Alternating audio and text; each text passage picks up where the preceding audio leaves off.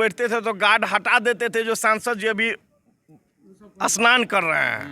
नहीं, आप वर्तमान पे रहिए, छोड़ दीजिए। वर्तमान में नेहरू जी के बाद इतिहास बनाए हैं, तो क्या ऐसे ही सांसद जी के खिलाफ सांसद जी खुद बोले हुए, मेरे इंटरव्यू में सुनिए, आप जब छेड़े हैं बात को, हम नहीं चाहते थे इस पॉइंट पे आने के लिए। सांसद जी मेरे ही इंटरव्यू में बोले हुए कि हम जाते हैं मिलने की, जनता आती है भैंस चराने के लिए, 20 लाख जनता यहाँ पे भैंस चराने वाले, आप भैंस चराने वाले लगते हैं क्या? आप फिर इस सवाल पे सांसद जी नहीं, सुनिए उनके बात को तोड़ मरोड़ कर पेश किया गया। क्या आपके पास बोले हुए हैं वो बात? जनून बोले हुए हैं?